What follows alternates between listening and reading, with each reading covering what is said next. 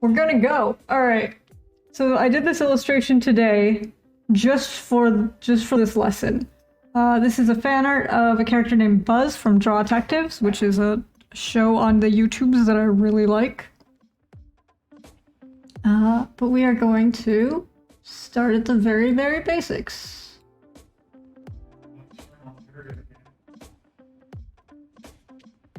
I know there's a way to invisible all your layers at once, but I don't remember what it was. So we're gonna start on the paper layer. Can you guys see the paper layer? Usually this comes up as white or clear. But you can change it. You can change it right here. So I changed it to this color.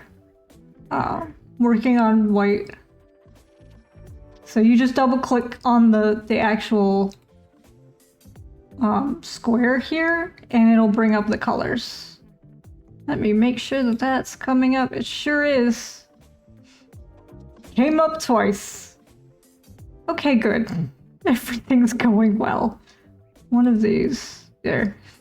There, we only need one of those. So you can change the color right here.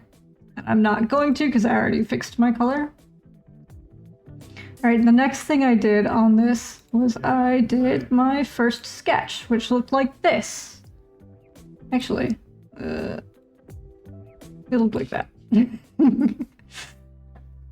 Which doesn't look very impressive, but I needed to place Buzz out, and he's a lot of very particular shapes. So that was my first sketch, and then my second sketch was this one. And these are both raster layers. It's just a regular new raster layer. This is just a regular layer. This saves pixel information. So it knows where every pixel and what color it is on this layer is. That is how raster layers work. Working in raster is much, much faster than working in vector for like the computer speed. So if you have a slow, chuggy computer. Unacceptable! Hi, Bill.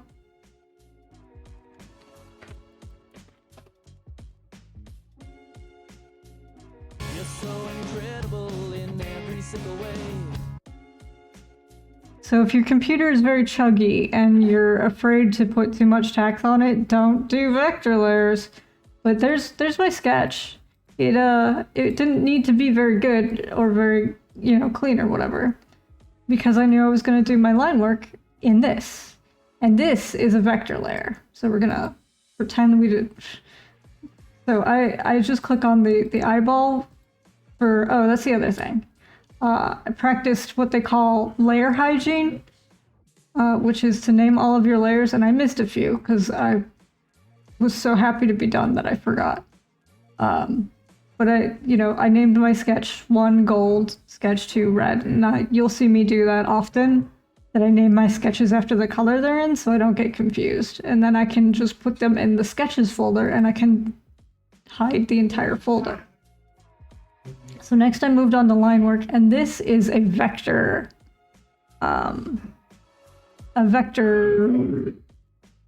layer. There we go.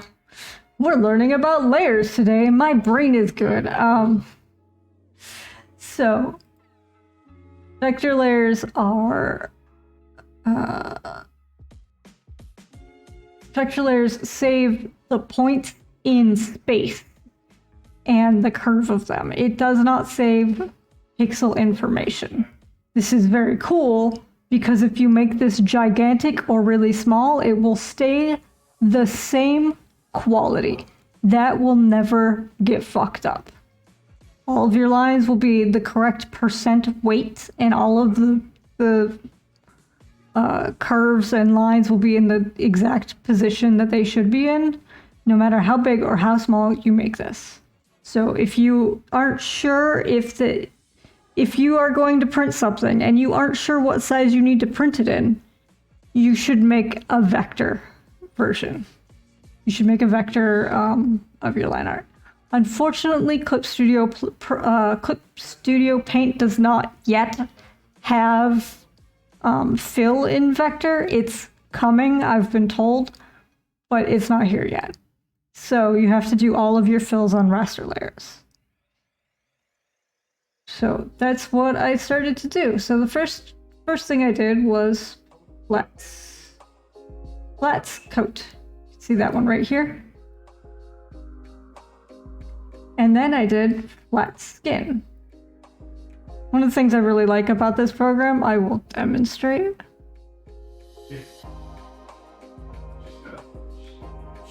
Hi, Rain. You haven't missed that much.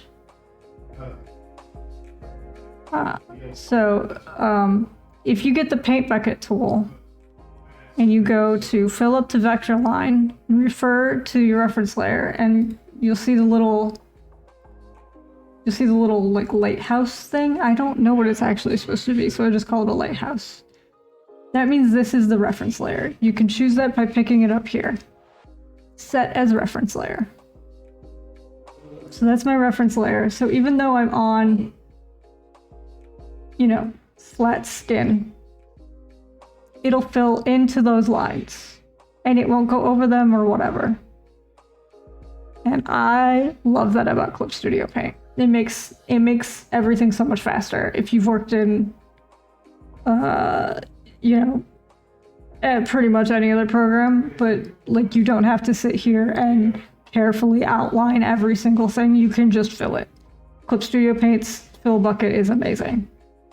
All right, the next thing I did was Flats boots, and then Flats beard. Flats is just a flat color, like I said. You can name it whatever you want. You can name it color base. I've seen people do that, or color med for like medium. And then the next thing I did was I added shading. And see this red line? That means that this layer is clipped onto the previous layer. What that means is the layer under it is acting as a mask. So if I go to layer settings and unclick this, you can see I've definitely overshot all of this. But when I go layer settings, clip to the layer below, it will only color on the parts that are on the flats, on this previous layer.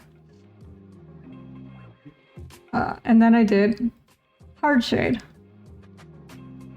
Just to give them a little more dimension, I did like a harder outlined shadow. And then I did skin shade. It's the same thing, it is clipped to the flat skin. And then above that is hard shade. Yeah. You'll notice that I also put a little bit of spotlight in here. Like, you can do a layer for every single thing. Like, you can do a layer for highlights and you can do a layer for shadows and all that stuff. I don't always do that. This is a very simple illustration, so I just put a little bit of highlight in the shade layer. But that is up to you. That is a you decision. And the other thing that you'll notice is up here it says darken. Can you guys see that? Did I cut that off? Nope, you can see it. Right at the top it says darken. That's the blending mode. So it will take the color beneath it and darken it to the shade that you've picked, you've painted. And this one is set to multiply because I have a bright color and a dark color. So I wanted both of those to work. Multiply is like darken, and also where is it?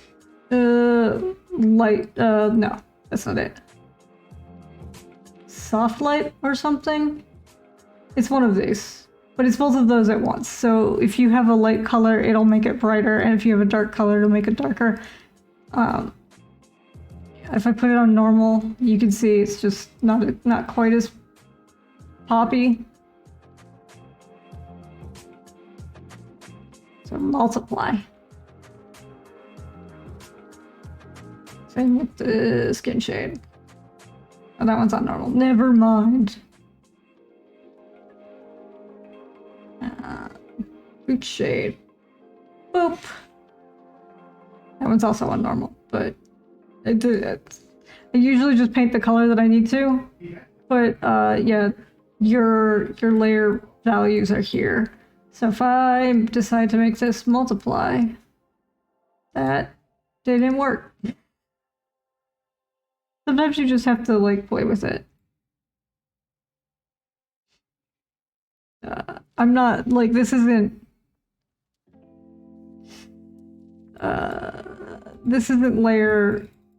layer types, but this is just like layers.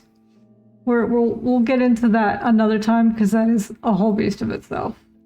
Here's the flats for the beard. Here is our colors for the beard. And again, I unclip it. You can see the big mess I made with the paintbrush. All over his face. All over the place. What we have to do is clip to the layer below.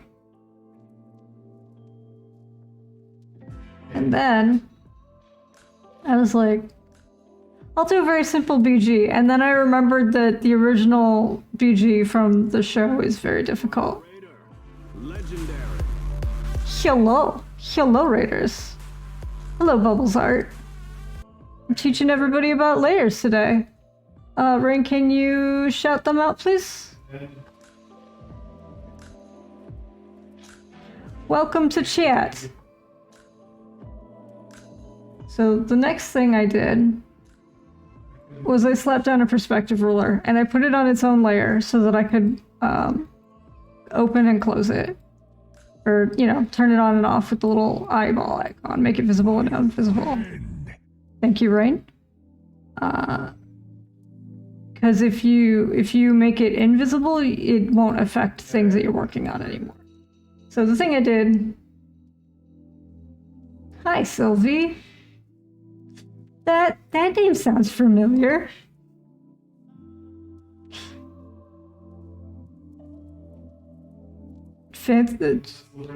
Are you Fancy Dinosaur DR, Doctor? I don't know if you were supposed to be Fancy Dinosaur Doctor or just DR. So familiar. Almost like I drew somebody named Sylvie.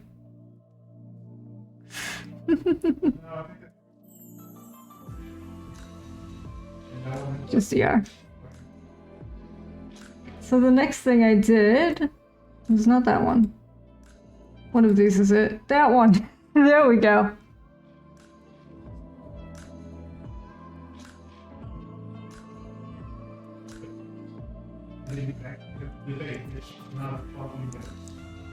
So I slapped down some a little bit of line work for the background using the tool, the perspective ruler. You can see that the floors and the cabinets all line up with this perspective. And it's just a little 2-point perspective. It's nothing huge or shattering. I just wanted to make sure all of my things were straight and looked nice without, you know, putting a lot of effort into it. And then and I did the floor in the same layer. I was like, I'll just do all of it in the same layer. And then I was like, what if I don't? What if I am kind to myself? And instead, here's the flats for the background. And here's the shade for the background. You can see this one is clipped. And then this one is also clipped. So there is all of our layers. So that's how that works. That went a lot faster, but you know what? We're gonna start a new thing. So if I were starting a brand new canvas, the first thing I would do is make a sketch folder. And then I would name this sketch 1, and we're gonna use blue.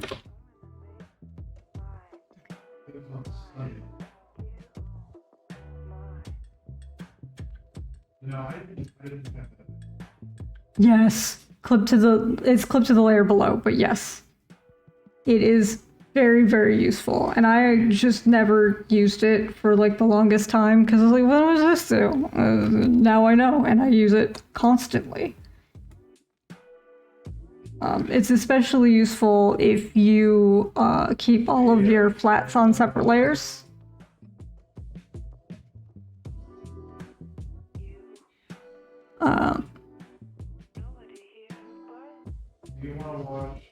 Yeah.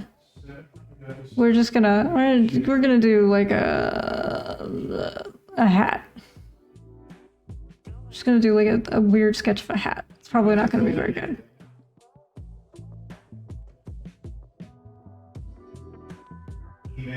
A little bit like Sylvie's hat, but you know, bad. Yes. So that's what I would call, you know, sketch 1 blue. And then sketch 2. These should both be in the sketch folder. You can just like highlight them both and drag them into the folder. If you double click or, you know, double tap on the layer name, you can type it in. So we're gonna do sketch 2. Let's make this one red. And if you forget, if you forget to change your pen color and you don't want to redraw everything, you just like do. Perfect, beautiful. I'm doing such a good job. Look at me go. I'm so happy with this second layer sketch. Oh shit, it's supposed to be red. Oh no. Well, you can change that right here with the layer color. Or you can go up here and lock transparent pixels, and this will lock the alpha value of your work. And this only works on raster, so if but like, I'll show you how to do it on the other one. Vector. So. Oh no, I forgot, but now I've fixed it. Now it's red.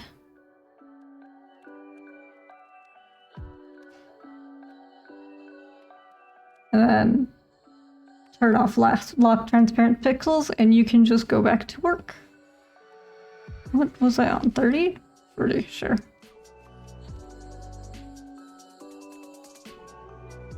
And there aren't a lot of artists who do like multiple sketch layers. Some people just dive right into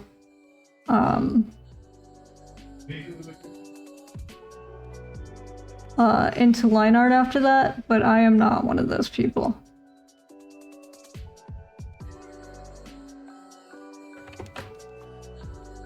Because I like to make a lot of decisions, but not all directly at the same time. Like, I've just decided that this hole is too big. Or not big enough. You know what I meant?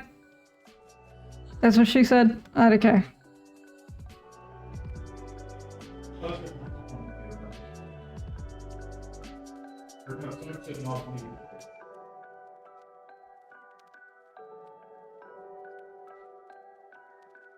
So let's say that's our sketch, and then we're gonna do line art, and we want to do a new vector layer, and that's this button here. With the little cube in it. That does not belong in Sketch. If you plan to do like lots of if you plan to do lots of different layers for line art, I do recommend getting a line art folder, but we're just going to do the one layer. I will show you the giant line art folder for the Xoos thing, but no, oh no, it's not the right color. What a mistake I've made. It's fine. Let's get your little selector over here. It looks like a cube. It's an object selector. Pick that. Go to main color. Change it to your line art color. This also works if like you decide post drawing everything that you want your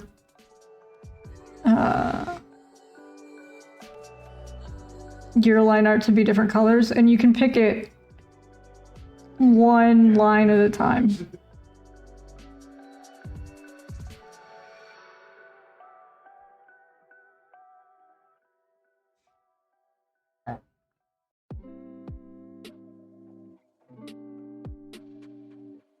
Like I've forgotten to do it again.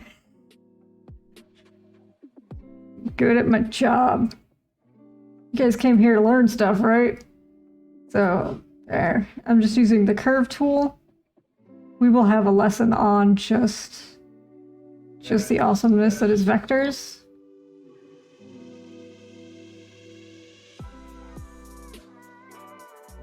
I'm gonna go and add a control point and dip down the front part. There we are.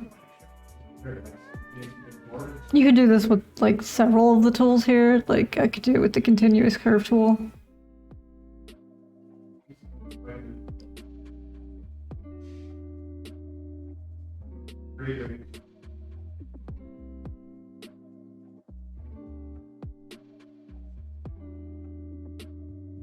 So you're gonna see me come out to the point, and then I'm gonna click the point again to change what sort of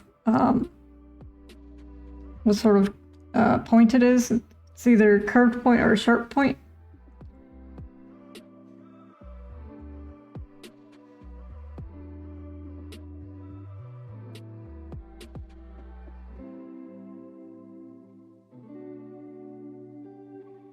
And if you figure out how to use the Bezier curve, good on you, because it's beyond my abilities. See, even when I'm doing the line work, I'm changing some of my decisions. Like I decided that I don't quite like the way that this looks with the two that are the same size. So I'm gonna make them different sizes.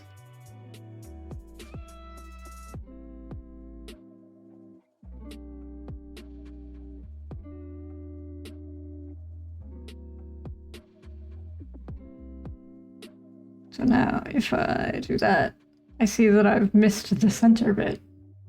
So what I'm gonna do, instead of making myself more work, which I don't need, I'm just gonna copy it. I just hit Control C and Control V. Realized that nobody knew what I was doing. And because this is vector, I can edit it as many times as I want. And I won't lose definition. Like if you are on a raster layer, Rastafarian, I don't know. If you're on a regular layer and you make something small and then you make something big again, it'll get all pixelated and messed up. So raster will always be able to get smaller, but it won't be able to get bigger. Yes, that is true.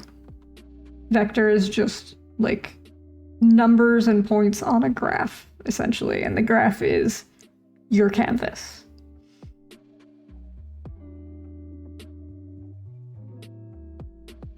So the next thing I would do, I would come down to sketch, and then I would make a new folder, and I would call it colors.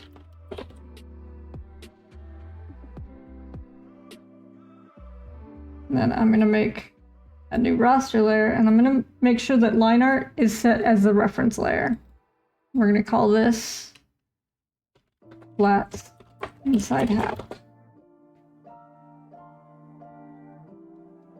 And let's make it purple, because I like purple.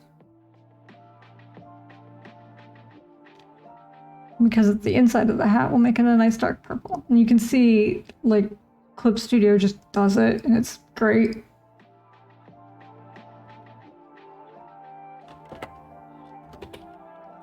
Flats. Brim.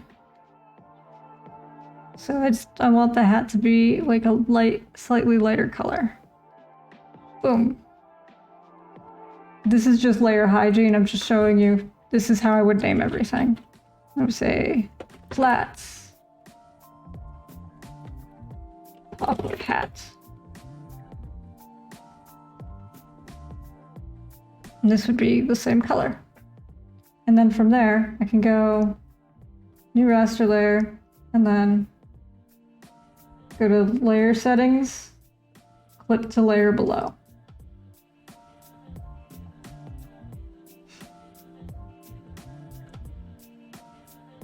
So this is inside the hat, so we're gonna pick up the inside of hat color. We're gonna get a darker version of it. And I'm gonna just grab the spray.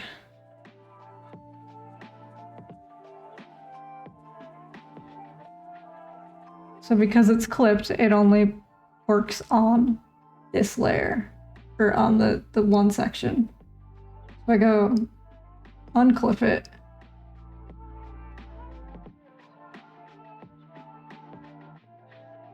oh right, it's below everything else.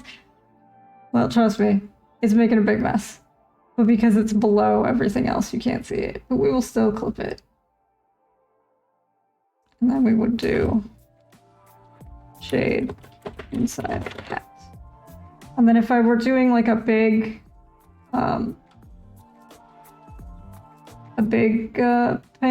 one where I had like multiple layers for like shade and highlights and midtones and stuff, I would add another layer. We're gonna, you know, go to layer settings, clip to layer below. I'm gonna call this one highlights inside hat. This is just layer hygiene, and this helps you figure out where everything is. So I just want to be like that. Just a little bit.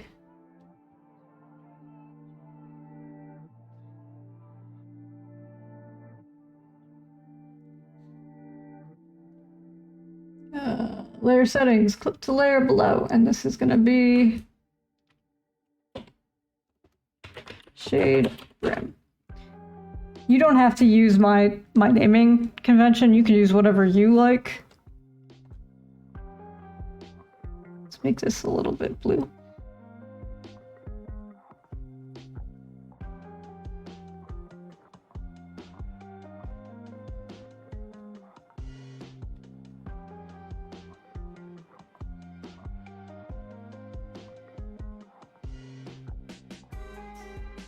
We'll clip this one.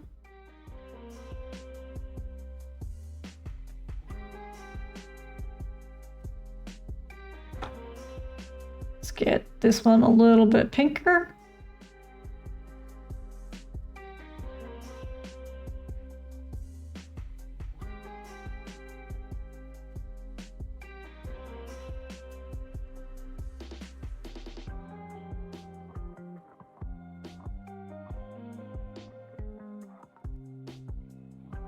I forgot to name this one.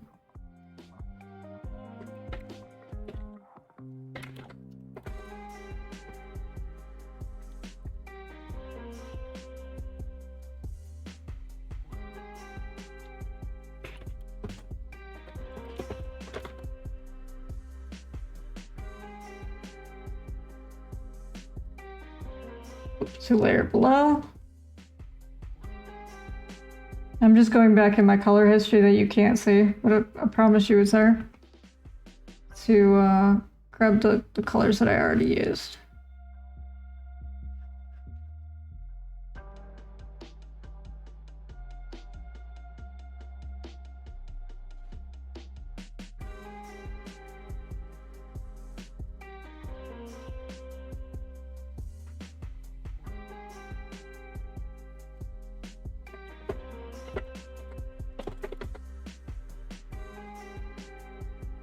And then after this, I will show you the giant mess that is the Xoos one, because it's a lot.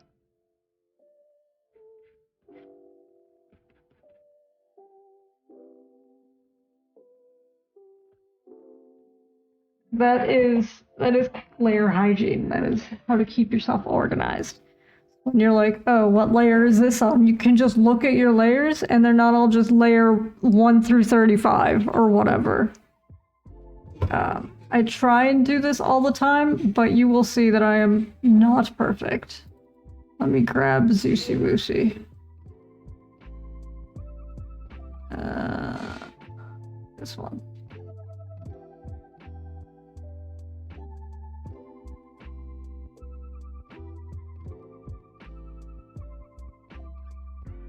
So this has a lot of layers. And all of this is in line work. So you can see the banner, the lettering, whip line art, hair line art, jacket line art, because I wasn't sure if I wanted to change all of the lines on like his hair. I'll just Control A, and then we're going to go to View and no, select overlapping layers, and that'll select all of the layers there. And it's currently on black, but like, what if I wanted to do colored lines?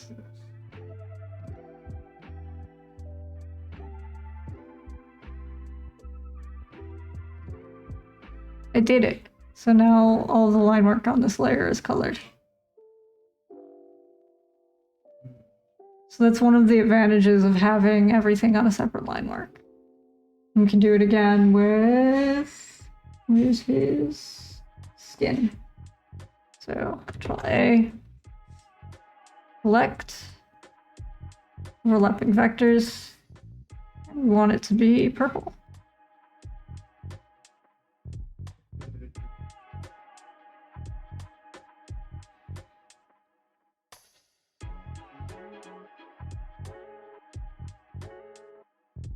Now all of his line art's purple. So that's how you would do that. I know it's not like super exciting, but that is why you want all of your layers in different. And like my thumbnails right here, I know exactly where it is. Because this thumb. Says so.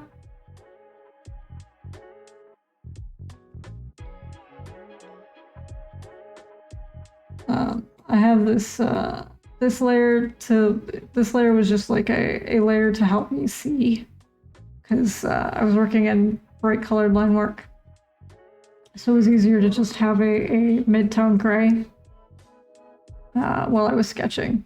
And it's also a good way to check if you're missing colors, like if you're missing spots in your color work. If you change the background to like something you can see really well against the colors that you're working in, it's a good way to check. But you can see, you can set an entire folder as the reference, the little lighthouse. So this whole folder is my reference layer. And if you need something to be in your reference folder, but you don't need it to be working at the time that you're coloring. Like, I don't want hatching to be part of like my paint bucketing. So I just turn the hatching setting invisible. And then when I'm done, I turn it back on. And then I have hatching. Do not save. But yeah, I think that is it, oddly. Does anybody have any questions?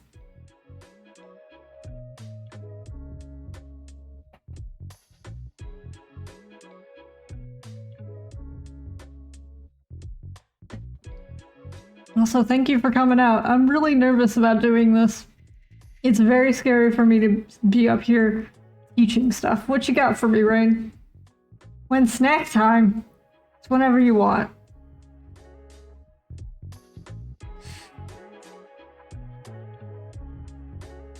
I'm that professor who's like, no, you can eat in class. I don't give a fuck. I don't have to clean it up. I don't care.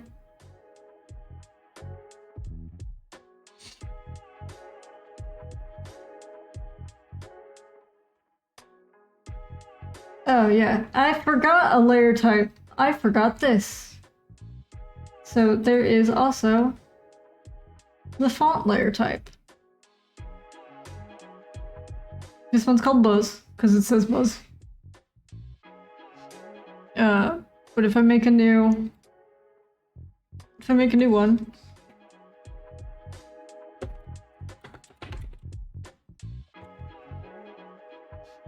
it's gonna pick whatever font it thinks that I use the most, which is apparently Obadi Sans, because it's one of the ones I use for my layouts and stuff.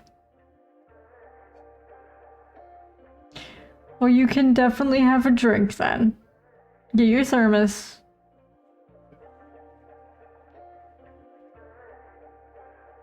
So you can just do that. And if you want to change the font or whatever, make sure it's all highlighted, because if you just aren't highlighted, You go like that, it's not gonna work.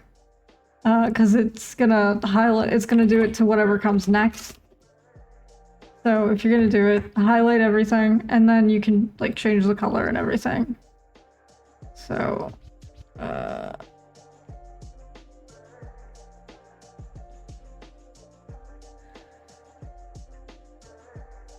yeah, I mean, it's just as annoying in Photoshop. But if you, unlike Photoshop, if you change the size of this, it actually changes the font type. In Photoshop, it just resizes it. So if I, like, you can watch size 19 right now. If I make it bigger. Don't make a liar out of me. How dare you?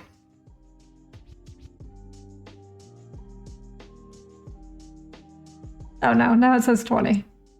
So because I changed the size of it, it changed the font size.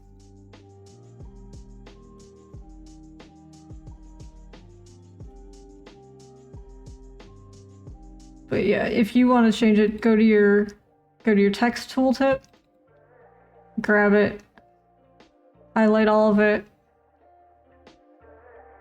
change it.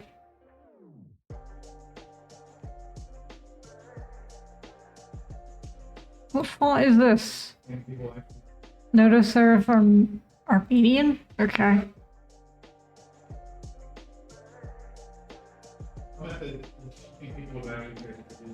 I finally got some new fonts. Boop. I want it to be this color, please. Okay, well, that didn't work as expected.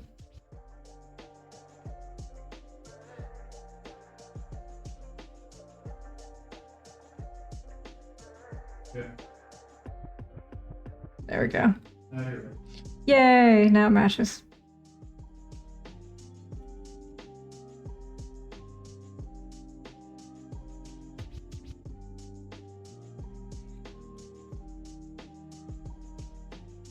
I don't think the T is actually capitalized now that I think about it.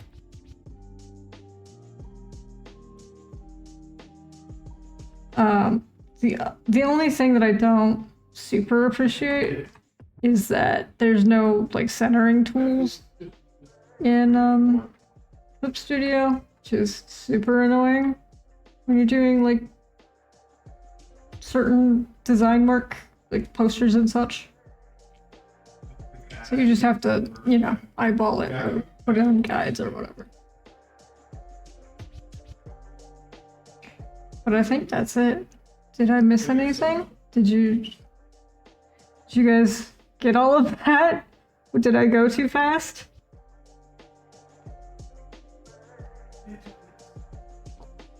So, second game's problem was just the cost. It should have been fucking years.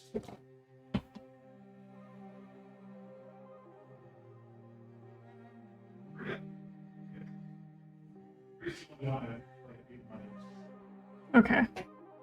Well, I think that's it.